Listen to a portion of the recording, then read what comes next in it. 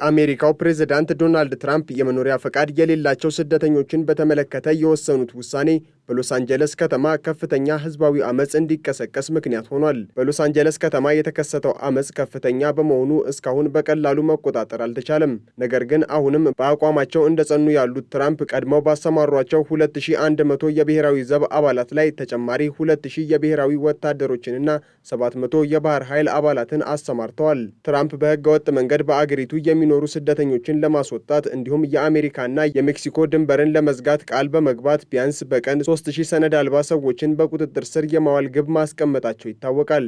ይሁን እንጂ የትራምፕ እቅድ ቀድሞውንም ተቃውሞ ሲበዛበት የነበረ ቢሆንም አሁን ላይ በአሜሪካ ሁለተኛዋ ትልቋ ከተማ በሆነችው ሎስ አንጀለስ እየሆነው ባለው መጠን በርካታ ሰዎች አደባባይ የወጡበት አልነበረም። ከፕሬዝዳንት ትራምፕ የስደተኛ ፖሊሲ ጋር በተያያዘ የተነሳው ተቃውሞ በከፍተኛ ሁኔታ የተቀጣጠለባት ሎስ አንጀለስ ባለፉት 5 ቀናት የትራምፕን አፈሳ በመቃወም አደባባይ በወጡ ሰላማዊ ሰልፈኞችና በህግ አስከባሪዎች መካከል ግጭቶች የተከሰቱ ሲሆን በከተማው ንግድ ቤቶች ላይ ከፍተኛ ውድመትና አንዳንድ ዘረፋዎች መከናወናቸውን የከተማዋ ከንቲባ ገልጸዋል። ይህንን አስመልክቶም በሎስ አንጀለስ የሰዓት እላፊ ታውጇል። ሰዓት እላፊውን ተላልፈው የሚገኙ ሰዎችም ይታሰራሉ ሲሉ አስጠንቅቀዋል። ዶናልድ ትራምፕ የግጭቱን መቀስቀስ ተከትሎ ከ2000 በላይ የብሔራዊ ዘብ አባላትን በሎስ አንጀለስ አሰማርተው የነበረ ቢሆንም የተቃውሞ መጠን ከመርገብ ይልቅ ይበልጥ እየተባባሰ መምጣቱን ሮይተርስ ዘግቧል። አሁን ላይ አመጹ በተወሰነ መልኩም ቢሆን ከሎስ አንጀለስ እየተሻገረ ነው ተብሏል። በአሜሪካ የኢሚግሬሽንና ጉምሩክ ባለስልጣን የተነሳው ተቃውሞ በሌሎች ከተሞች እየተቀጣጠለ ሲሆን በኒውዮርክም በርካታ ሰዎች መታሰራቸውን የከተማዋ ፖሊስ አስታውቋል። በተለያዩ የአሜሪካ ከተሞችና ግዛቶችም የትራምፕን የስደተኛ ፖሊሲ ተቃውሞ አደባባይ የሚወጡ ሰዎች ቁጥር እየጨመረ ነው። ለዚህም ሳይሆን አይቀርም ዶናልድ ትራምፕ በአገሪቱ እንደ አውሎ ነፋስ ያሉ ከባድ ተፈጥሯዊ አደጋዎች ሲከሰቱ ብቻ በአገር ውስጥ ግዳጅ ላይ የሚሰማሩ አባላትን ልክ እንደ አውሎ ነፋስ ወደ ሌሎቹም የአሜሪካ ግዛቶች በመስፋፋት ላይ ያለውን አመጽ ለማስቆም በሎስ አንጀለስ ያሰማሩት። አመጹ በተቀሰቀሰ ማግስት ቁጥራቸው ከ2000 በላይ የሚሆኑ የአሜሪካ ብሔራዊ ዘብ አባላትን በሎስ አንጀለስ ያሰማሩት ትራምፕ ከትላንትናው ዕለት ጀምሮ ደግሞ የብሔራዊ ዘቦቹን ቁጥር በእጥፍ ያሳደጉ ሲሆን ተጨማሪ 700 የባህር ኃይል አባላትን በሎስ አንጀለስ አስፍረዋል። እነዚህ ንቁ ተረኛ የባህር ኃይሎች በሎስ አንጀለስ ከተማ የስደተኞቹን ሁከት ተከትሎ ጸጥታን ለማስከበር ከተሰማሩት የብሔራዊ ጥበቃ ወታደሮች ወይም ናሽናል ጋርድ ጋር ለመቀላቀል ወደ ከተማዋ መግባታቸው ነው የተነገረው። ይህም አሁን ላይ በሎስ አንጀለስ የተሰማሩ የፌዴራል መንግስቱ ወታደሮችን ቁጥር በድምሩ ከ4700 በላይ አድርሶታል ሲል ዘኒው ዴሊ ዘግቧል። የሎስ አንጀለስ ከንቲባ ካረን ባስ በበኩላቸው በከተማዋ የተነሳውን ሁከት ተከትሎ የሰዓት እላፊ አዋጅ ጥለዋል። የሰዓት እላፊውም ከምሽቱ 2 ሰዓት እስከ ጠዋቱ 12 ሰዓት እንደሚዘልቅ የተናገሩት ከንቲባዋ በከተማዋ ከፍተኛ ጉዳት ስለደረሰ አስፈላጊ ነው ሲሉ አጽንኦት ሰጥተዋል። ከንቲባዋ ከተመረጡ አመራሮችና ከህግ አስከባሪ አካላት ጋር ምክክር እንደሚያደርጉ ተናግረው ነገር ግን የሰዓት እላፊ አዋጁ ለበርካታ ቀናት እንደሚቆይ እንጠብቃለን ብለዋል። የካሊፎርኒያ ግዛት ገዢ የሆኑት ጋቪን ኒውሶም በበኩላቸው ዶናልድ ትራምፕ በግዛቲቱ የብሔራዊ ዘብ ወይም ናሽናል ጋርድ አባላት እንዲሰፍሩ ማድረጋቸውን በጽኑ እየተቃወሙት ይገኛሉ። ኒውሶም የዶናልድ ትራምፕን ትዕዛዝ በመቃወም ወታደሮቹም በሎስ አንጀለስ እንዳይሰማሩ ክስ እስከ መመስረት ደርሰዋል።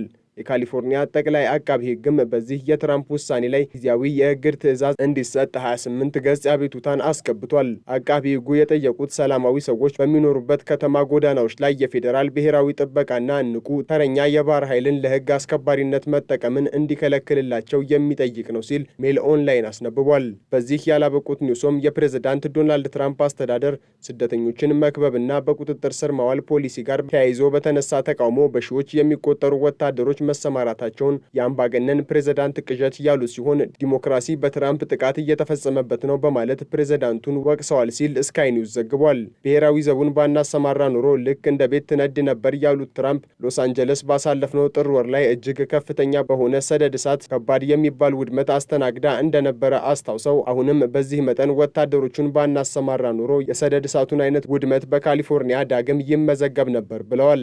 የካሊፎርኒያው ገዢ ኒውሶም በትላንትናው ዕለት በሰጡት መግለጫ ላይም ትራምፕ የካሊፎርኒያ መሪዎችን ሳያማክሩ 2000 ብሔራዊ ጥበቃ አባላትን በህገወጥ መንገድና ያለ ምክንያት በጎዳናዎቻችን ላይ እንዲያሰማሩ አዘዋል በማለት ይህ የፕሬዝዳንቱ ስልጣንን አላግባብ መጠቀም ደግሞ ነገሮቹን የበለጠ እንዲቀጣጠል አድርጎታል ብለዋል።